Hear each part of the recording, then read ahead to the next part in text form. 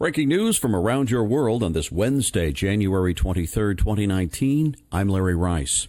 South Korea's top diplomat says a planned second summit next month between President Donald Trump and North Korean leader Kim Jong Un must deliver concrete results on denuclearization. Foreign Minister Kang Kyung-wha told the World Economic Forum in Davos Wednesday that the two leaders should make really great big strides on the road to denuclearization and lasting peace on the Korean peninsula in line with international demands. Trump and Kim met in Singapore last June for an unprecedented summit, producing a promise to work toward complete denuclearization of the peninsula. But the two sides have since struggled to agree how to implement the pledge. The White House announced that the second summit would take place in late February.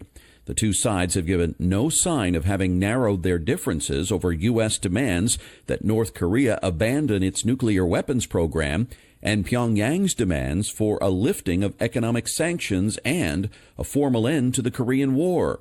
North and South Korea are technically still at war, given the 1950-53 conflict ended in an armistice, not a peace treaty.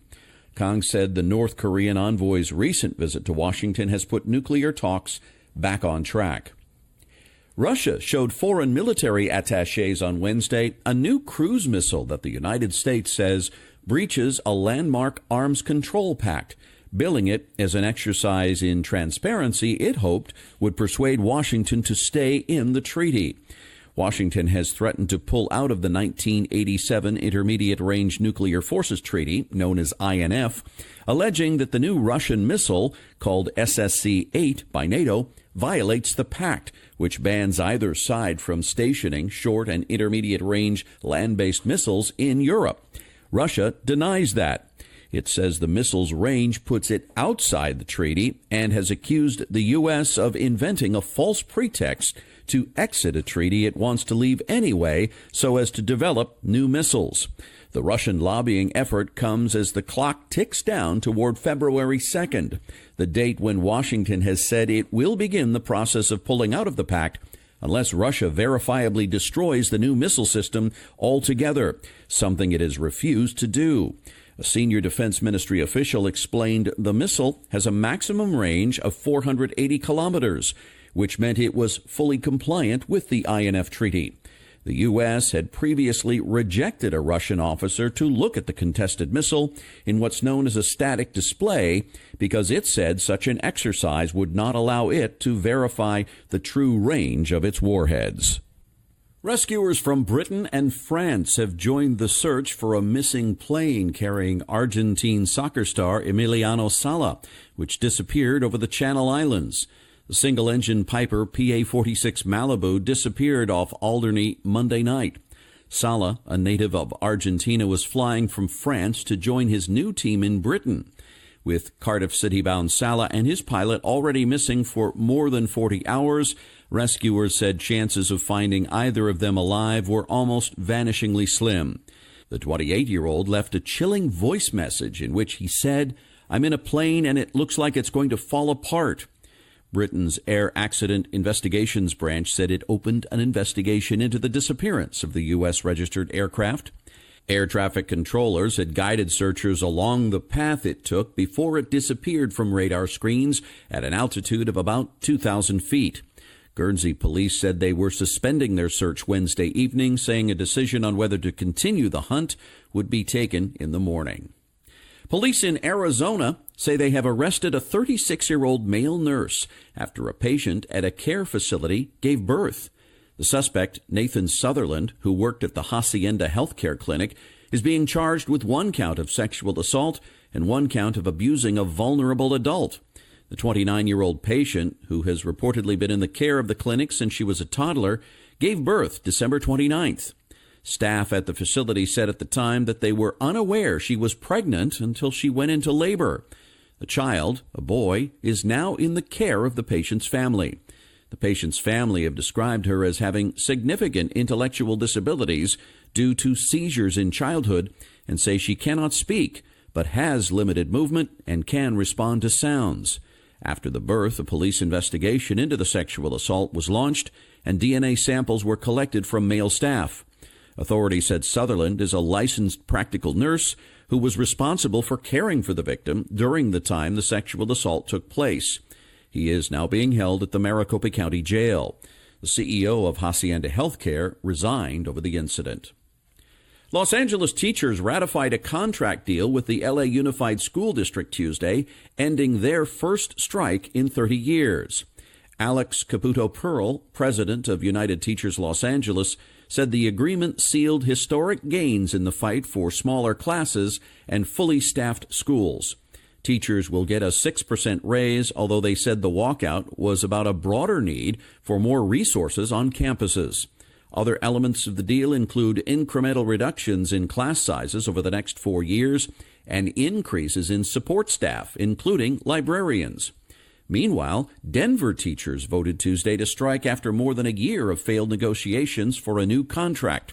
Union leader Rob Gold told reporters that 93% of educators in the Denver Classroom Teachers Association, which accounts for 2/3 of educators in the district, favored striking for better wages. Vice President Mike Pence delivered a videotaped message of support to Venezuelan protesters opposing President Nicolas Maduro. Pence called Maduro a dictator with no legitimate claim to power. Pence said he was expressing the unwavering support of the United States for the Venezuelan people on behalf of President Trump. Maduro, whose socialist government has been accused of driving the country to ruin, started his second term this month despite internal and international claims his 2018 re-election was fraudulent. The Venezuelan leader responded to Pence's message by ordering a revision of Venezuela's diplomatic relationship with the United States. A Russian judge on Tuesday ruled that Paul Whelan's arrest on spying charges was legal and refused to release the 49-year-old American on bail. Russia's Federal Security Service says that Whelan was on a spy mission when he was detained last month. Whelan's family said he's innocent and was simply in Russia for a wedding. Whelan's lawyer said he could confirm that at the time of his detention, Whelan had some documents containing state secrets, but I cannot go into details. The lawyer said it was not clear how Whelan got the documents or whether he knew he had them. Russia's Rosbalt News Service reported that Whelan received a flash drive with a list of Russian Defense Ministry employees while he was in his hotel room minutes before Russian agents arrested him. Detroit's main airport reopened after icy weather prompted officials to shut down flights for about 14 hours due to freezing rain. A statement from the Detroit Metropolitan Airport says it reopened mid-morning Wednesday after being closed at about 8 p.m. Tuesday. The Federal Aviation Administration says some arriving flights are expected to be delayed an average of 5 hours. The shutdown stranded travelers, with dozens of flights Tuesday night and more Wednesday canceled or delayed. Maintenance crews had been treating taxiways and runways at the airport leading up to the shutdown, but de-icing fluid became diluted and ineffective. The airport said one runway reopened to start and others were opening later. Icy roadways led to crashes in the Detroit region, and hundreds of Michigan schools closed Wednesday because of treacherous roads. Amazon founder Jeff Bezos' rocket company, Blue Origin, launched NASA experiments into space Wednesday on a brief test flight. The new Shepard rocket blasted off from West Texas, hoisting a capsule containing the experiments. The 8 experiments were exposed to a few minutes of weightlessness before the capsule parachuted down. The rocket also landed successfully, completing its 4th spaceflight. This was Blue Origin's 10th test flight, all precursors to launching passengers by year's end. The capsule has 6 windows, one for each customer. Blue Origin isn't taking reservations just yet. Instead, the Kent Washington Company is focusing on brief research flights. Wednesday's flight lasted just a little more than 10 minutes, with the capsule reaching 66 miles in altitude, well within the accepted boundary of space. The experiments featured electronics, rocket fuel, dust particles, and biological imaging equipment. New Shepard is named after the first American in space, Alan Shepard. The company is also developing an orbital-class rocket, New Glenn, which will soar from Cape Canaveral.